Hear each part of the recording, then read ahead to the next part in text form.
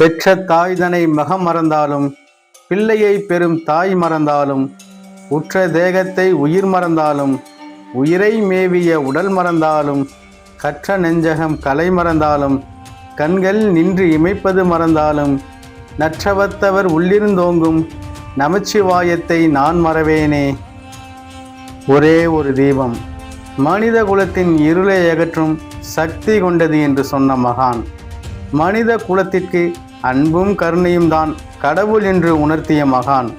நம் கற்பனைக்கும் சிந்தனைக்கும் அப்பாற்பட்டவர்.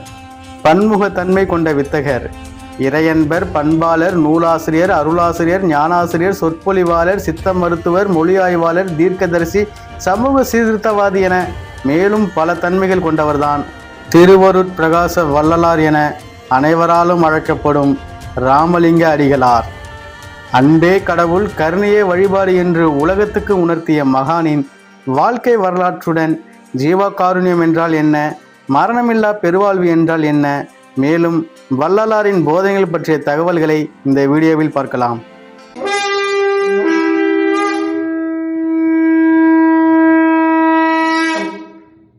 இந்த உலகில் பல ஞானிகள், பல வீரர்கள் மற்றும் பல அறிவாளிகள் தற்போதும் உள்ளார்கள், இதற்கு முன்பும் இருந்தார்கள். ஆனால் அள்ளி கொடுக்கும் வள்ளல்கள் சிலர் மட்டுமே.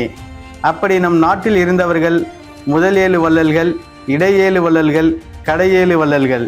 ஆனால் ராமலிங்க அடிகளாரை நாம் வள்ளலார் என குறிப்பிடுவது எதனால் என்றால், மற்றவர்கள் தந்தது என்பது பொருள், வள்ளலார் தந்தது என்பது அருள். பொருள் என்பது செலவாகிவிடும், ஆனால் அருள் என்பது அல்ல குறையாது. இதனால் அனைத்து மக்களாலும் மிக மரியாதையாக வள்ளலார் என்று அழைத்து போற்றி வழிபடக்கூடியவராக இருக்கிறார்.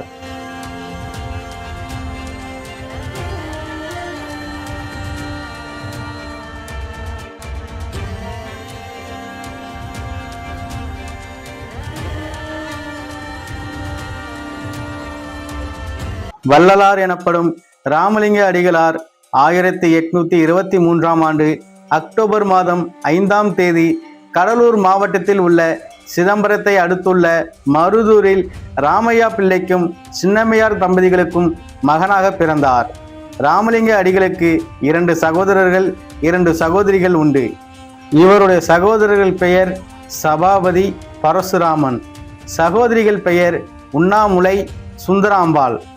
ராமலிங்க அடிகளார் பிறந்த 6 மாதத்திலேயே அவர் தந்தையான ராமையா பிள்ளை அவர்கள் இயற்கை எழுதினார். இதன் காரணமாக தன் குழந்தைகளுடன் ராமலிங்க அடிகளாரின் தாயார் சின்னம்மையார் அவர் பிறந்த ஊரான தற்போதைய திருவள்ளூர் மாவட்டம் பொன்னேரி நகருக்கு இடம்பெயர்ந்தார். பொன்னேரியில் சிறிது காலம் வாழ்ந்த பிறகு ராமலிங்க அடிகளார் அவர் குடும்பத்தினருடன் சென்னை 7 கிணறு பகுதியில் குடியேறி வாழ்ந்து வந்தார். 7 கிணறு பகுதியில் வாழ்ந்து வந்த வள்ளலார் தனது மூத்த சகோதரரான சபாபதியின் பராமரிப்பில் வளர்ந்து வந்தார். தனது தம்பி ராமலிங்கம் கல்வியில் சிறந்து விளங்க வேண்டும் என்று எண்ணிய சபாபதி அவரை கந்தக்கோட்டத்தில் உள்ள காஞ்சிபுரம் மகாவித்துவான் சபாபதி முதலியாரிடம் கல்வி கற்பதற்கு ராமலிங்கத்தை அனுப்பி வைத்தார். இந்த புவி உலக கல்வியில் நாட்டம் இல்லாமல் இருந்த ராமலிங்க அடிகளார் எப்பொழுதும் முருக தியானத்தில் திகழலானார்.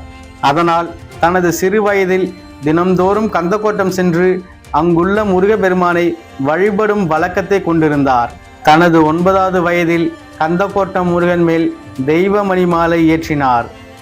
ஒருமையுடன் நினது திருமலரடி நினைக்கின்ற உத்தமர்த்தம் உறவு வேண்டும், உள்ளொன்று வைத்து புறமொன்று பேசுவார் உறவு களவாமை வேண்டும், பெருமை பெரு நினைது புகழ் பேச வேண்டும், பொய்யாமை பேசாதிருக்க வேண்டும், பெருநெறி பிடித்தொழுக வேண்டும், மதமான பெய் பிடியாதிருக்க வேண்டும், மறுவு பெண்ணாசையை மறக்கவே வேண்டும், உனை மறவாதிருக்க வேண்டும், மதி வேண்டும் நின் கருணை நிதி வேண்டும், நோயற்ற வாழ்வு நான் வாழ வேண்டும், தர்மமிகு சென்னையில் கந்தக்கோட்டத்துள் வளர்த்தலமோங்கு கந்தவேலே, தன்முக துய்யமணி உன்முக சைவமணி சண்முக தெய்வமணியே.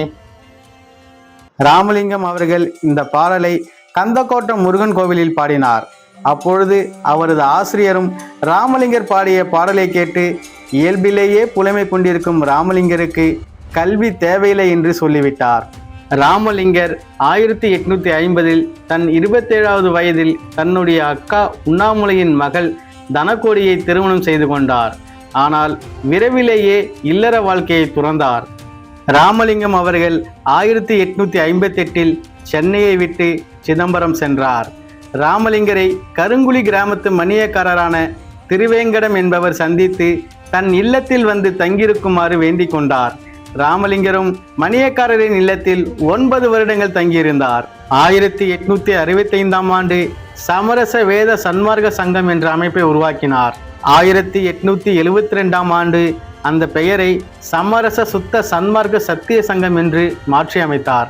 வேதாந்தம், சித்தாந்தம், போதாந்தம், நாதாந்தம், யோகாந்தம், கலாந்தம் என்னும் 6 அந்தங்களுக்கும் பொதுவான நெறி என்ற பொருளில் இப்பெயரை இட்டார். எல்லா மதங்களிலும் உள்ள உண்மை ஒன்றே என்பதை குறிக்கும் வண்ணம் ராமலிங்க அடிகளார் தான் தோற்றுவித்த மார்க்கத்திற்கு சர்வ சமய சமரச சுத்த சன்மார்க்கம் என்று பெயரிட்டார். அதை நிலைநிறுத்தும் பொருட்டு அவர் நிறுவிய சத்திய தர்மசாலைக்கு அருகில் ஒரு ஒளி திருக்கோயிலை அமைக்க தொடங்கினார். 6 மாதங்களில் கட்டி முடிக்கப்பட்ட அந்த திருக்கோயிலுக்கு சமரச சுத்த சன்மார்க்க சத்தியஞான சபை என்று பெயர் வைத்தார். 25/1/1872 தை மாதம் 13ஆம் நாள் தைப்பூச தினத்தன்று முதல் ஒளி வழிபாட்டு விழா நடைபெற்றது. 30/1/1874 ஆண்டு தை 19ஆம் நாள் வெள்ளிக்கிழமை இரவு 12 மணிக்கு திருவருட்பிரகாச வள்ளலார் மேட்டுக்குப்பத்தில் உள்ள ஒரு அறைக்குள் சென்று திருக்காப்பிட்டு கொண்டவர் அப்படியே சோதியில் கலந்தார். அந்த சமயத்தில் ஆட்சி செய்து கொண்டிருந்த ஆங்கிலேயர்கள் மே மாதம் கதவை திறந்து பார்த்தபோது வள்ளலார் அங்கு இல்லாததை கண்டு அதிர்ச்சியும் வியப்பும் அடைந்தார்கள். வள்ளலார் அந்த அறையில் இருந்ததுக்கான சிறு அடையாளம் கூட இல்லை. அதன் பின் அவர்கள் வள்ளலார் ஜோதியில் கலந்தார் என்பது உண்மை என உணர்ந்து அவர்களே 1906ஆம் ஆண்டு மெட்ராஸ் டிஜிட்டல் கசட்டில் வள்ளலார் மாயமாக மறைந்தார் என்று கூறி ரெக்கார்டை க்ளோஸ் செய்தார்கள். ஆரம்ப காலத்தில் ராமலிங்க சுவாமிகள் என்று அவரின் சீடர்களால் அழைக்கப்பட்டார். அதை விரும்பாத வள்ளலார் சுவாமிகள் என்ற பெயர் ஆரவாரத்துடன் இருப்பதால் தன்னை அப்படி அழைக்க வேண்டாம் என்று சீடர்களுக்கு கட்டளையிட்டார். ஆனால் திருவருட்பிரகாச வள்ளலார் என அவரை அழைக்கும் வழக்கத்தை அவரின் முதன்மை சீடரான தொழுவூர் வேலாயுத முதலியார் தான் ஏற்படுத்தினார். வள்ளலார் பாடிய பாடல்கள் மொத்தம் 5818. அந்த அனைத்து பாடல்களையும் தொகுத்து அவற்றை 6 திருமுறைகளாக பிரித்தவர் இந்த முதன்மை சீடரான தொழுவூர் வேலாயுத முதலியார் தான். அதுவே திருவருட்பா. வள்ளலார் பதிப்பித்தவை: சின்மய தீபிகை, ஒளிவில் ஒடுக்கம், தொண்டை மண்டல சதகம். வள்ளலார் இயற்றியவை: மனுமுறை கண்ட வாசகம், ஜீவ காருண்ய ஒழுக்கம், திருவருட்பா. சத்திய தர்மசாலை. 1866ஆம் ஆண்டு இந்தியா முழுவதும் பஞ்சம் ஏற்பட்டு மக்கள் பசியால் வேதனைப்பட்டார்கள். இதை கண்ட வள்ளலார் அவர் தங்கியிருந்த பார்வதிபுரம் என்னும் கிராமத்து மக்களிடம் 80 காணி நிலத்தை தானமாக பெற்று மே 23, 1867 வைகாசி மாதம் 11ஆம் தேதி சமரச சுத்த சன்மார்க்க சத்திய தர்மசாலையை தொடங்கினார். ஒருவர் துறவியாகிவிட்டால் தன் உணவை தானாக சமைத்து சாப்பிடக்கூடாது, அடுப்பை தீமூற்றி ஏற்றக்கூடாது என கட்டுப்பாடு உண்டு. ஆன்மீக வரலாற்றில் அந்த கட்டுப்பாட்டை உடைத்து சத்திய தர்மசாலை என ஏற்படுத்தி அடுப்பை தன் கையாலேயே தீமூட்டி ஊருக்கே உணவளித்த ஒரே துறவி வள்ளலார் மட்டுமே. அவர் ஏற்றிய அடுப்பு 150 ஆண்டுகள் கடந்தும் இன்று வரை அணையா அடுப்பாக உள்ளது. இன்றளவும் வள்ளலார் பெயரால் லட்சக்கணக்கான மக்களுக்கு சாதி, மதம், மொழி, இனம், நிறம், நாடு, உயர்ந்தோர் தாழ்ந்தோர் என்ற பாகுபாடுகள் பாராமல் ஒரு நாளைக்கு 3 வேளையும் பசித்தவருக்கு உணவளிக்கும் தொண்டு நடந்து கொண்டுதான் இருக்கிறது.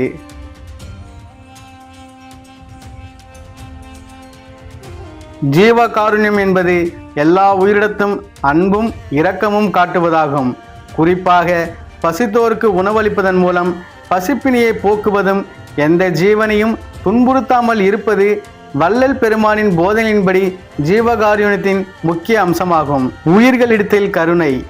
எறும்புகள், ஈக்கள் போன்ற சிறிய ஜீவராசிகள் உட்பட அனைத்து உயிரினங்களிலும் இரக்கம் கொள்வது. பசிப்பினி நீக்குதல். பசியால் வாடும் ஏழைகளுக்கு உணவளிப்பது ஜீவகாருண்யத்தின் ஒரு முக்கிய செயல். கொல்லாமை. எந்த உயிரையும் கொல்ல நினைக்காத துன்புறுத்தாத மனப்பான்மை. ஆன்மநேயம். அனைத்து உயிர்களையும் தன்னுடைய ஆன்மாவாக கருதி நேசிப்பது. எல்லா உயிர்களும் இறைவன் படைப்புதானே, ஒரு உயிரை மற்றொரு உயிர் கொள்ளலாமா? உடலை கெடுக்கும், அறிவை மயக்கும் புலால் உணவான மீன், முட்டை, பிற உயிர்களின் இறைச்சி முதலியவை சாப்பிடக்கூடாது. புகையிலை பொருட்களை உபயோகிக்கவே கூடாது. நம் சிந்தனை ஓங்கி வளர வேண்டும். அதற்கு முதல் எதிரி கெட்ட பழக்கமும் மாமிச உணவும் மதுவுமே. சைவ உணவே சன்மார்க்க உணவு. ஒரு மனிதன் தெய்வீக நிலையை அடைய அவன் சாத்வீகமான உணவுகளையே உண்ண வேண்டும் என்பது வள்ளலாரின் கொள்கையாகும்.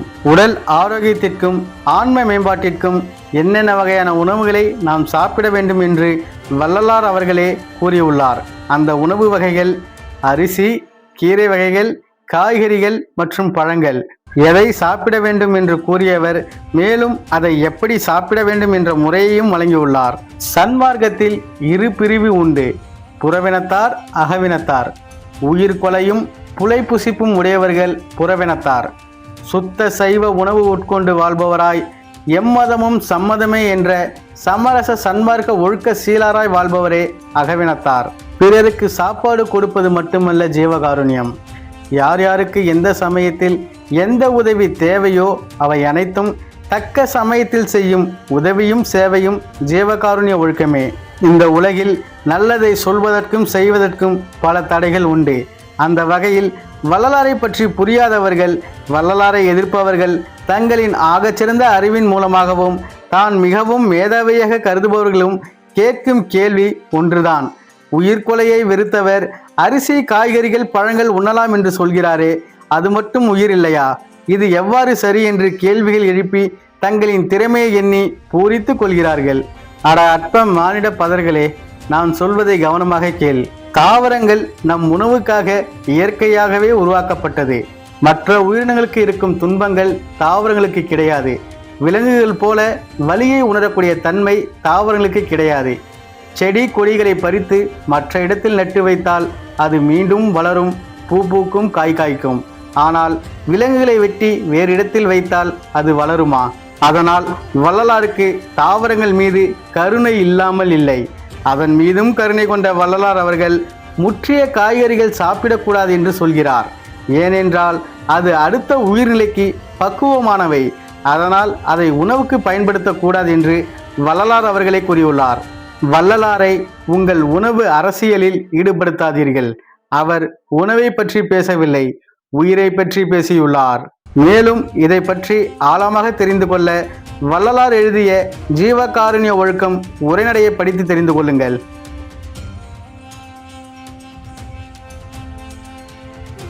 மரணமில்லா பெருவாழ்வு என்றால் நமக்கு இறப்பு என்ற ஒன்று கிடையாது என்றும் 1000-2000 ஆண்டுகள் வாழலாம் என்றும் மனித உடல் இறந்து போகாமல் எப்போதும் இந்த உலகில் நிரந்தரமாக உயிருடன் இருக்கும் என்றும் நம் மக்கள் சிலர் தவறாக புரிந்து கொண்டிருக்கிறார்கள்.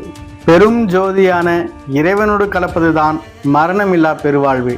உயிரானது எங்கிருந்து எந்த வடிவத்தில் வந்ததோ அந்த இடத்திற்கே திரும்பி சென்று ஆதி மூலத்தோடு ஒன்றிணைவதுதான் மரணமில்லா பெருவாழ்வு. உயிர் என்ற ஜீவஜோதியானது பரம்பொருள் என்னும் சிவஜோதியோடு கலந்து தானும் பரம்பொருளாகும். அதுவே மரணமில்லா பெருவாழ்வு. உயிரை போல உடலையும் ஜோதி வடிவமாக மாற்றி அந்த பெரும் ஜோதியான இறைவனிடம் கலந்தார் வள்ளலார். மரணமில்லா பெருவாழ்வு அடைவதற்கான வழி அன்பு மட்டுமே. ஜீவகாருண்ய மூலம் நமக்கு இந்த அன்பு கிடைக்கும். ஒருவர் ஜீவகாருண்யத்தை கடைபிடிப்பதன் மூலம் அவர் அன்பு உள்ளவராக மாறி மரணமில்லா பெருவாழ்வை அடைய முடியும். அன்பே வடிவமாக இருந்த வள்ளலார் இப்படிதான் மரணமில்லா பெருவாழ்வை பெற்றார். வள்ளலார் மட்டுமல்ல, அவருக்கு முன்னால் இருந்த திருஞான சம்பந்தரும் மற்றும் மாணிக்க வாசகரும் பெருஞ்சோதியான இறைவனிடம் கலந்தார்கள். திருஞான சம்பந்தர் தன்னுடைய 16வது வயதில் திருமணம் செய்தபோது அந்த திருமணத்திற்கு வந்தவர்கள், திருமணத்தில் பணி செய்தவர்கள் மற்றும் அவர் மனைவியோடு சேர்ந்து ஜோதியில் இரண்டர கலந்தார். சிதம்பரத்தில் மாணிக்க வாசகர் உயிரோடும் உடலோடும் ஜோதியாக மாறி பெருஞ்சோதியோடு கலந்தார். வள்ளலார் தனது கொள்கைக்கு என்று தனி மார்க்கத்தை உருவாக்கினார். தனது மார்க்கத்திற்கு என்று தனி சங்கத்தையும் தனி கொடியையும் தனி மந்திரத்தையும் உருவாக்கினார். கண்மூடி பழக்கமெல்லாம் மண்மூடி போகட்டும், பொது நெறிக்கு வா என்று அழைத்தார் வள்ளலார். மக்களுக்கு எப்போதும் நினைவு கூறும் வகையில் அற்புதமான மந்திரத்தை ஏற்றினார்.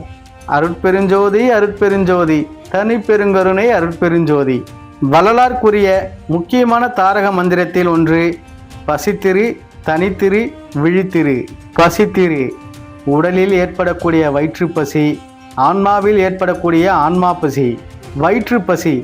அளவு அறிந்து உணவு உட்கொள்ள வேண்டும். ஒரு உணவு செரித்த பின்புதான் அடுத்த உணவை எடுத்துக்கொள்ள வேண்டும். ஆன்மா பசி. இறை அருளை நாடி செல்வது. அருட்பா, திருவாசகம், திருப்புகழ், தேவாரம் போன்ற ஞானப்பாக்களை படிப்பது. தனித்திரு. உடலை தனிமைப்படுத்துதல், மனதை தனிமைப்படுத்துதல். உடலை தனிமைப்படுத்துதல் தியானம் செய்வது. மனதை தனிமைப்படுத்துதல் சொந்த பந்தங்களில் இருந்து பற்றற்ற நிலையில் இருப்பது. விழித்திரு. உடல் தூங்குகிற தூக்கம், மனது தூங்குகிற தூக்கம். உடல் தூங்குகிற தூக்கம் இரவில் அளவோடு தூங்க வேண்டும். மனது தூங்குகிற தூக்கம் கோபம், ஆசை, பொறாமை போன்ற எண்ணங்கள் எழும்போது நம் மனது விழித்து நாம் செய்வது சரியில்லை என்று நமக்கு உணர்த்துவது. இந்த 3 தாரக மந்திரத்தையும் ஒரு மனிதன் வாழ்க்கையில் கடைபிடித்தால் சாதாரணமான மனித நிலையில் இருந்து அவர் ஒரு உயர்ந்த ஞான நிலையை அடைவார் என்பது சத்தியமான உண்மை.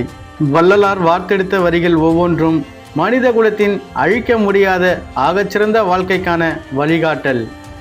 முதலில் வள்ளலார்தான் பசியை பிணி என்றும் நோய் என்றும் கூறியவர். தமிழகத்தில் வள்ளலாருக்கு முன்பு இருந்த சமய ஞானிகள் மடங்களை நிறுவினார்கள். ஆனால் வள்ளலார் மட்டுமே சங்கம் நிறுவினார். மடம் என்பது ஆண் துறவிகளுக்கு மட்டுமே உரியது. சங்கம் என்பது ஆண்களுக்கும் பெண்களுக்கும் உரியது. இன்றைய தலைமுறையில் உள்ள பெரும் பகுதியான மக்களுக்கு வள்ளலார் யார் என்றும் அவரின் பெருமைகள் பற்றியும் தெரியாமல் இருப்பது மிகுந்த மனவேதனையாக உள்ளது. வள்ளலாரின் வாழ்க்கை வரலாற்றை அனைவருக்கும் பகிருங்கள். தமிழ் மக்கள் அனைவரும் தெரிந்து கொள்ள வேண்டிய வரலாற்று பதிவு இது. வாழ்வில் ஒரு முறையாவது வடலூர் மற்றும் மேட்டுக்குப்பம் வந்து வள்ளலாரை தரிசனம் செய்யுங்கள். அருட்பெருஞ்சோதி, அருட்பெருஞ்சோதி, தனிப்பெருங்கருணை, அருட்பெருஞ்சோதி. அருட்பெருஞ்சோதி, அருட்பெருஞ்சோதி, தனிப்பெருங்கருணை, அருட்பெருஞ்சோதி.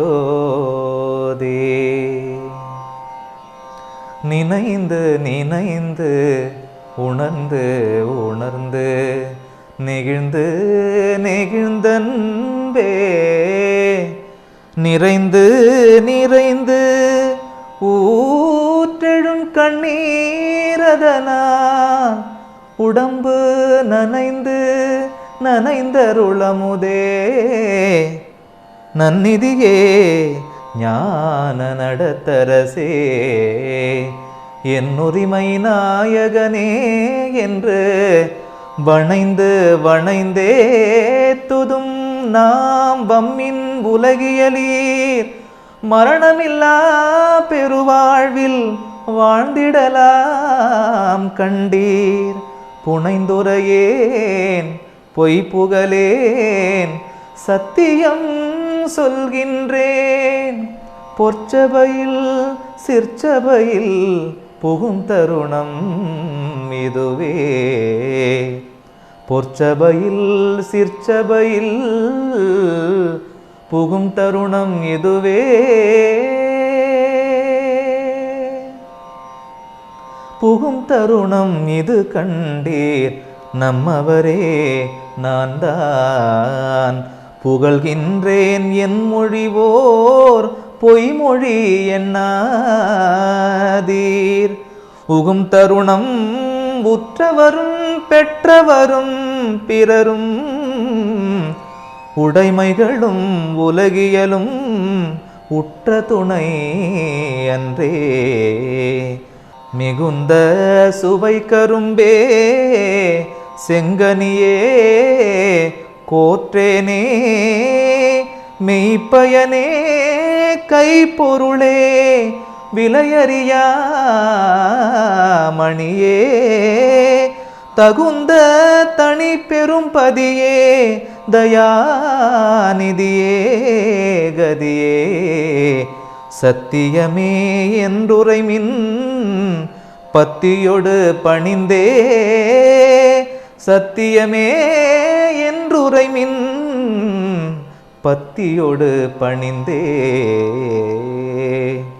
பணிந்து பணிந்து அணிந்து அணிந்து பாடுமினோ உலகீர் பரம்பரமே சிதம்பரமே பராபரமே வரமே துணிந்து வந்த வேதாந்த சுத்த அனுபவமே துரியமுடி அனுபவமே சுத்த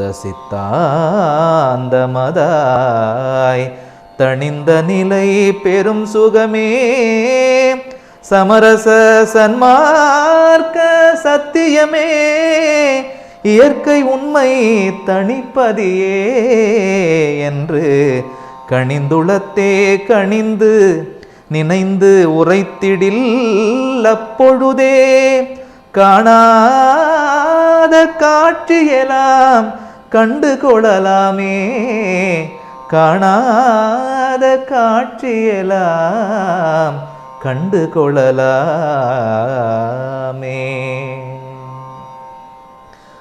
கண்டதெல்லாம் அனித்தியமே கேட்டதெல்லாம் பழுதே கற்றதெல்லாம் பொய்யே நீர் கழித்ததெல்லாம் வீணே உண்டதெல்லாம் அலமே உட்கொண்டதெல்லாம் குறையே உலகியலீர் இதுவரையும் உண்மை அறிந்திலிரே விண்டதனால் என் இனி நீர் சமரச சன்மார்க்க மெய்நெறியை கடைபிடித்து மெய்ப்பொருள் நன்குணர்ந்தே மெய்நெறியை கடைபிடித்து மெய்ப்பொருள் நன்குணர்ந்தே எண்டகூச்சிற்றம் பலத்தே எந்த அருள் அடைமின் இரவாத வரம் பெறலாம் இன்பமுறலாமே இரவாத வரம் பெறலாம் இன்பமுறலாமே